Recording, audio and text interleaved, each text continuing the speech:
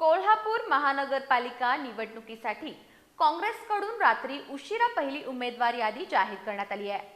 या यादीत जुने चेहरे, नवे चेहरे आणि कुटुंबीय राजकारण यांचा मोठा मेळ पाहायला मिळतोय। महाविकास आघाडीतील जागा वाटप सुरू असतानाच काँग्रेसनं जवळपास निम्म्याहून अधिक जागांवर उमेदवार जाहीर करत राजकीय आघाडी घेतली आहे।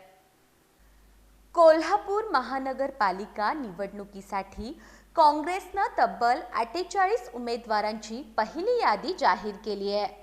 या यादीत 16 माजी नगरसेवकांना पुन्हा संधी देण्यात आली असून त्यामध्ये 3 माजी नगरसेविकांचा समावेश आहे।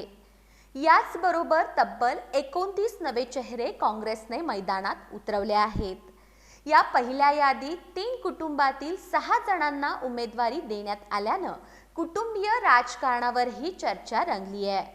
विशेष म्हणजे हात जोडून बाणचिन्ह स्वीकारलेल्या शारंगधर देशमुख यांच्या विरोधातही काँग्रेसनं उमेदवार जाहीर केलाय। महाविकास आघाडीमध्ये जागा वाटपावर चर्चा सुरू असतानाच काँग्रेसनं जवळपास निम्म्याहून अधिक प्रभागांमध्ये उमेदवार जाहीर करत निवडणूक रणधुमाळीत आघाडी घेतली आहे। याबाबत काँग्रेसचे विधान परिषदेतील गटनेते आणि कोल्हापूर जिल्हाध्यक्ष सतेज पाटील यांनी स्पष्ट केलं की ज्या जागांवर शिवसेना ठाकरे गटासोबत चर्चा सुरू आहे त्या प्रभागातील उमेदवार जाहीर करण्यात आलेले नाहीत। यामध्ये शिवसेना ठाकरे गटाचे जिल्हाध्यक्ष रविकिरण इंगवले यांच्या शिवाजी पेठेतील प्रभागाचाही समावेश आहे।